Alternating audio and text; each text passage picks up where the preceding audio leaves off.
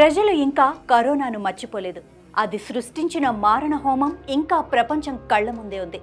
సరిగ్గా 4 ఏళ్ల క్రితం భూమండలాన్ని చుట్టేసిన ఆ వైరస్ పేరు వింటే ఇప్పటికీ గుండెల్లో గుబులు ఖాయం. అలాంటిది ఇప్పుడు కొత్తగా మరో వైరస్ చైనా నుంచి వ్యాప్తి చెందుతుందంటే ఆ వార్త ఎంత కలవర పెడుతుందో మాటల్లో చెప్పలేం. హెచ్ఎంపీవీగా పిలుస్తున్న ఈ వైరస్ వెనుక ఉన్న అసలు కథేంటి? అసలు దీన్ని అంత సీరియస్గా తీసుకోవాలా, లేక కాస్త జాగ్రత్తగా ఉంటే సరిపోతుందా? ఇలాంటి విషయాలు, ఇలాంటి ఎన్నో క్వశ్చన్స్ మీ అందరి మదిలో మెదులుతూనే ఉంటాయి. డాక్టర్లు ఎంతగా చైతన్యపరిచినప్పటికీ కూడా కొన్ని రకాల భయాలు, క్వశ్చన్స్ అలాగే మిగిలిపోతాయి. సో ఆ భయాలని, ఆ క్వశ్చన్స్ని క్లియర్ చేసి క్లారిఫై చేసే ప్రయత్నమే మా ఈ వీడియో. ఆ 15 క్వశ్చన్లు ఏంటో ఒకసారి చూద్దాం. మొదటిది, హెచ్ఎంపీవీ పూర్తి పేరేంటి? హెచ్ఎంపీవీ అంటే human metapneumo virus, respiratory sensation virus. వీటితో పాటు న్యూమోవేరియా కుటుంబానికి చెందిందే ఈ వైరస్ అని అమెరికాకు చెందిన centres for disease control and prevention తెలిపింది. 200 నుండి 400 ఏళ్ల కిందట పక్షుల నుంచి ఈ వైరస్ పుట్టిందని సైన్స్ డైరెక్టర్ పేర్కొంది. కానీ అప్పటి నుంచి ఈ వైరస్ పదే పరిణామం చెందుతూ వచ్చింది. ప్రస్తుతం పక్షులకు ఈ వైరస్ సోకటం లేదు. ఇక రెండవది, హెచ్ఎంపీవీ అంటే ఏంటి? హ్యూమన్ మెటాన్యూమో వైరస్ హెచ్ఎంపీవీను తొలుత 2001లో నెదర్లాండ్స్లో గుర్తించారు. దీనివల్ల జ్వరం, దగ్గు, ముక్కుదిబ్బడ, శ్వాస తీసుకోవటంలో ఇబ్బందులు తలెత్తుతాయి.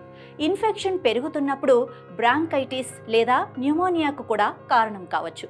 చిన్నపిల్లలు, పెద్దవారు, రోగనిరోధక శక్తి తక్కువగా ఉన్నవారు దీనికి ఎక్కువగా ప్రభావితం కావచ్చు. ఇక మూడో క్వశ్చన్, భారత్లో ఎన్ని కేసులు నమోదయ్యాయి?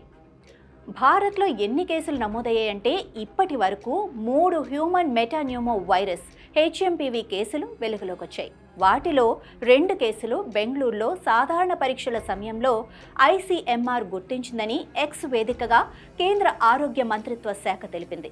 ఇక గుజరాత్లో 2 నెలల చిన్నారిలో ఈ వైరస్ లక్షణాలు కనబడినట్లు ఆ రాష్ట్ర ఆరోగ్య మంత్రి రిషికేష్ పటేల్ తెలిపారు. ఇక 4వ క్వశ్చన్ చూద్దాం. చైనాలో ఎన్ని కేసులు బయటపడ్డాయి?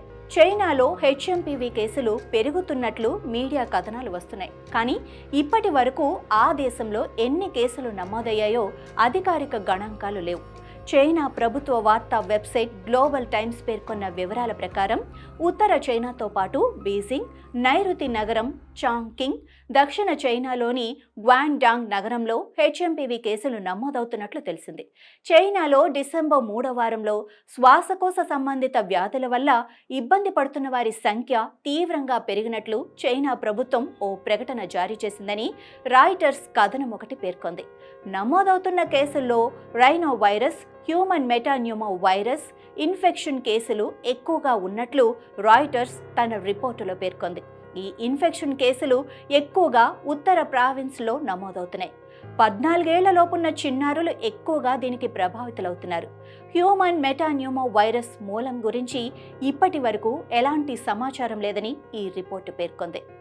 ఇక 5వ క్వశ్చన్ చూద్దాం. హెచ్ఎంపీవీ వైరస్ లక్షణాలేంటి? ఈ లక్షణాలు చూసుకున్నట్లయితే జ్వరం, దగ్గటం, ముక్కుదిబ్బడ, గొంతు నొప్పి, శ్వాస తీసుకోవటంలో ఇబ్బంది, వైరస్ తీవ్రమైతే బ్రాంకైటిస్ లేదా న్యూమోనియా వచ్చే ప్రమాదం. ఇతర వైరస్లకు మాదిరిగానే ఇది కూడా శ్వాసకోశ ఇన్ఫెక్షన్లకు కారణమవుతుంది. ఇక 6వ క్వశ్చన్, హెచ్ఎంపీవీ వైరస్ కొత్తదా?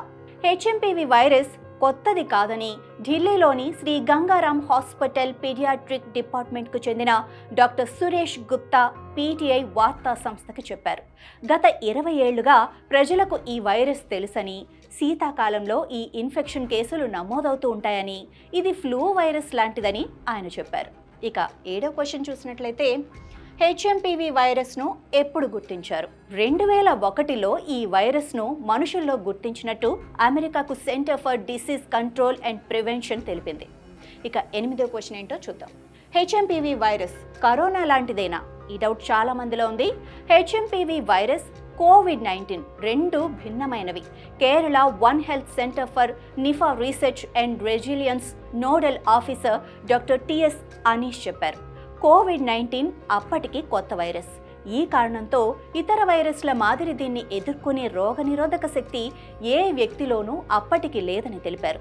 చైనాలో హెచ్ఎంపీవీ అవుట్ బ్రేక్ పై పెద్దగా ఆందోళన చెందాల్సిన అవసరం లేదని వైద్య నిపుణులు చెబుతున్నట్లు CBS న్యూస్ పేర్కొంది. కరోనా లాగా ఇది కొత్తది కాదని, అంతుబట్టని అనారోగ్యమేమీ కాదని తెలిపింది. అయితే హ్యూమన్ మెటాన్యూమో వైరస్, కోవిడ్-19 రెండూ కూడా అంటువ్యాధులే, శ్వాసకోశాన్ని దెబ్బతీస్తాయి. ఈ రెండింటి లక్షణాలు ఒకే విధంగా ఉన్నాయి. రెండు వైరస్లు ఒకే విధంగా వ్యాపిస్తాయి. కోవిడ్-19 లాగా కాకుండా హెచ్ఎంపీవీ చికిత్సకు యాంటీవైరల్ థెరపీ లేదా వ్యాక్సిన్ లేదు. హెచ్ఎంపీవీ అనేది సీజన్లలో వస్తూ ఉంటుంది. కోవిడ్-19 మాదిరిగా కాకుండా శీతాకాలం, వసంతకాలాల్లో ఈ వ్యాధి లక్షణాలు కనిపిస్తూ ఉంటాయి. కోవిడ్-19 తర్వాత కొన్ని దేశాలలో హెచ్ఎంపీవీ కేసులు 3 రెట్లు పెరిగాయని అధ్యయనాలు చెప్పాయి. కోవిడ్-19 నివారణ చర్యలు అమల్లో ఉన్నప్పుడు ప్రజలు శ్వాసకోశానికి సంబంధించిన అన్ని రకాల జబ్బుల బారిన పడలేదు. కానీ ఈ చర్యలు సడలించిన తర్వాత హెచ్ఎంపీవీ వంటి శ్వాసకోశ వ్యాధులు రావటం మొదలైంది. సో 9th క్వశ్చన్ చూద్దాం. హెచ్ఎంపీవీ వైరస్ ప్రమాదకరమైనదేనా, ప్రాణాంతకమైనదా? సో ఈ డౌట్ కూడా చాలా మందిలో ఉంది. ఈ వైరస్ పై పెద్ద ఎత్తున పబ్లిసిటీ జరుగుతోంది. 15 నుంచి 16 ఏళ్ల కిందటే దీన్ని గుర్తించారు. ఇది సీజనల్ ఇన్ఫెక్షన్. ఇన్ఫ్లుయెంజా కేసులతో పాటు ఇది కూడా వస్తూ ఉంటుంది. పిల్లలు ఎక్కువగా దీని ప్రభావాన పడతారు. భారత్లో నమోదవుతున్న హెచ్ఎంపీవీ అనేది జలుబు, ఫ్లూ వంటి లక్షణాలకు కారణమయ్యే సాధారణ వైరస్. భయపడాల్సిన పని లేదు. ఇది శ్వాసకోశ ఇబ్బందులు కలిగించే మామూలు వైరస్. తేలికపాటి లక్షణాలను కలిగి ఉంటుంది. సీజనల్ వ్యాధులను ఎదుర్కొనేందుకు వీలుగా దేశంలోని ఆసుపత్రులు పూర్తి స్థాయిలో సిద్ధంగా ఉన్నాయి అని health services director general Atul Goyal కూడా అన్నారు. ఇక 10వ క్వశ్చన్ చూసినట్లయితే, హెచ్ఎంపీవీ ఎలా వ్యాపిస్తుంది? హెచ్ఎంపీవీ ఒక అంటువ్యాధి. దగ్గటం, తుమ్మటం వల్ల, నోటిలో నుంచి వచ్చే ఉమ్ము వల్ల ఇది వ్యాప్తి చెందుతుంది. కరచాలనం, కౌగిలించుకోవటం లేదా ఒకరినొకరు తాకటం వల్ల కూడా ఇది వ్యాప్తి చెందుతుంది. దగ్గు లేదా ముక్కు కారడం వల్ల, ఏదైనా ఉపరితలంపై లాలాజలం పడినప్పుడు వాటిని తాకిన చేతులతో ముఖం, ముక్కు, కన్ను, నోటిని ముట్టుకుంటే ఈ వైరస్ ఈజీగా సోకుతుంది.